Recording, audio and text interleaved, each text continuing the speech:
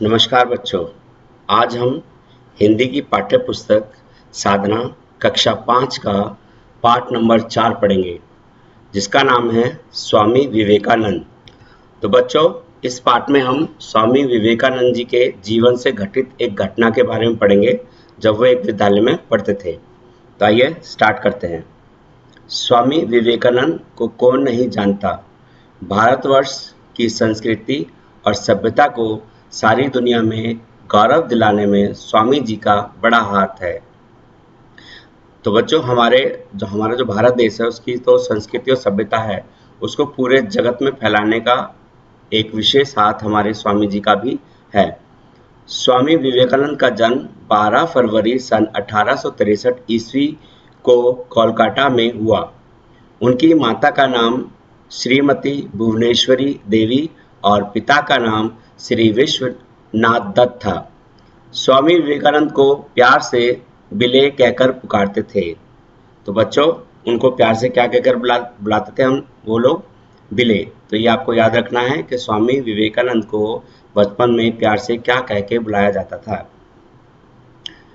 उनके पिता अत्यंत उदार प्रवृत्ति के थे। दीन दुखियों और गरीबों की भरसक सहायता करते थे।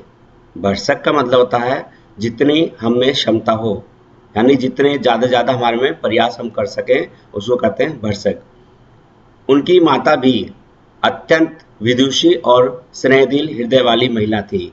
विदुषी माने विद्वान, जो बहुत कुछ जानती हो, और स्नेहदिल प्यार भरे दिल के वाली। बिले के जीवन पर उनकी मां के व्यक्तित्व की छाप स्पष्ट दिखाई देती है।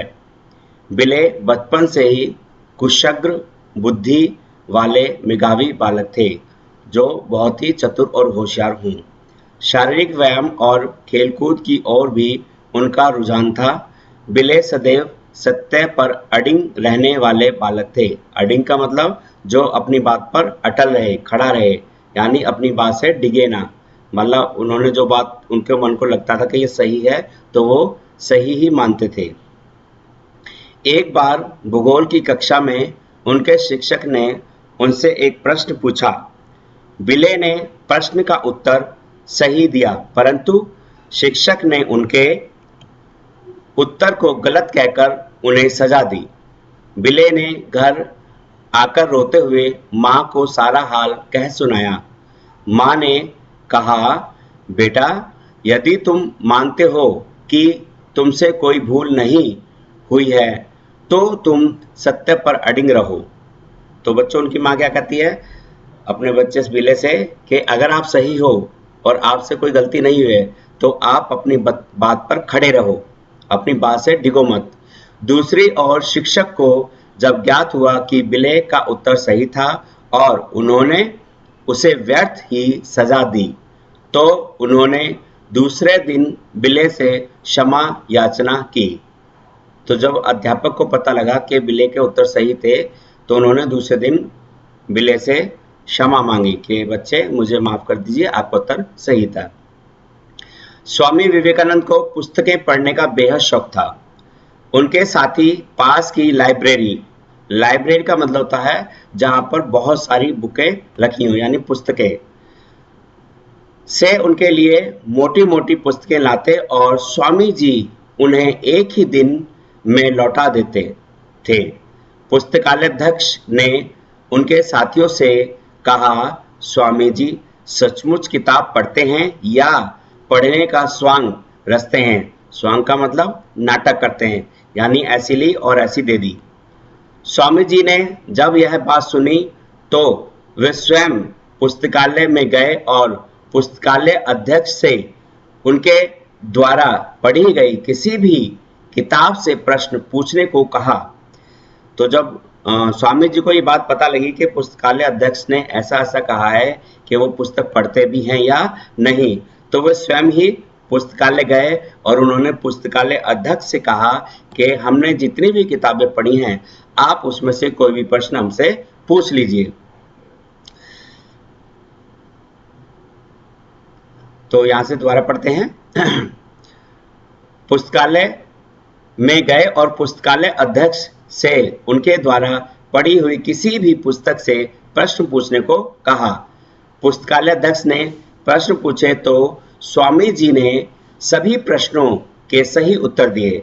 पुस्तकालय अध्यक्ष यह देखकर चकित रह गए, यानी जो पुस्तकालय अध्यक्ष थे वो उनके उत्तरों को सुन के हैरान रह गए कि एक आदमी इतनी मोटी मोटी किताबें कैसे इतनी जल्दी पढ़ सकता है।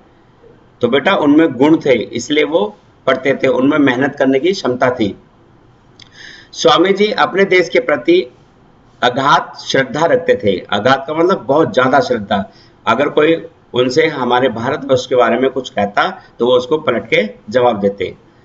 साथ ही वे चाहते थे कि प्रत्येक भारतवासी में आत्मसम्मान की भावना प्रतिष्ठित हो, और वो ये भी चाहते थे कि हर एक भारतवासी के मन में हमारे भारत के प्रति सम्मान पैदा हो। स्वामी जी ने भारतीयों को अपने देश और संस्कृति के प्रति श्रद्धा रखने की शिक्षा दी। यही नहीं, विदेशों में भी उन्होंने गर्व और दृढ़ता के साथ उच्च स्वर में भारतीय संस्कृति और सभ्यता की महिमा की उद्घोषणा की। यानी उन्होंने भारत को छोड़ के विदेशों में भारत की जो संस्कृति और सभ्यता होती है उसका गुणगान किया ऊंचे ऊंचे स्वरों में। स्वामी जी का मानना था कि यदि देश को आगे बढ़ाना है तो देश के प्रत्येक व्यक्ति को शिक्षित और आत्मनिर्भर बनना ही होगा। उन्होंने युवकों के शारीरिक रूप से शक्तिशाली होने पर भी बल दिया। देश को ऊंचा उठाने के लिए उन्होंने स्त्री शिक्षा को भी आवश्यक बताया। 4 जुलाई 1902 को स्वामी जी का देहांत हुआ। उस समय वे केवल 39 वर्ष के थे। तो आज स्वामी जी हमारे बीच मौजूद नहीं है, पर उनकी शिक्षाएं रामकृष्ण मिशन और विवेकानंद केंद्र के माध्यम से भारत के जन जन को संस्कारित करने का कार्य कर रही है। यानी हम स्वामी जी तो हमारे बीच नहीं रहे थे, लेकिन उन्होंने जो 2 संस्थाएं बनाई थी, रामकृष्ण मिशन और विवेकानंद केंद्र, वे आज की डेट में भी, आज की तारीख में भी लोगों में सांस्कृतिक जो संस्कृति और सभ्यता है वो भरने का काम कर रही हैं।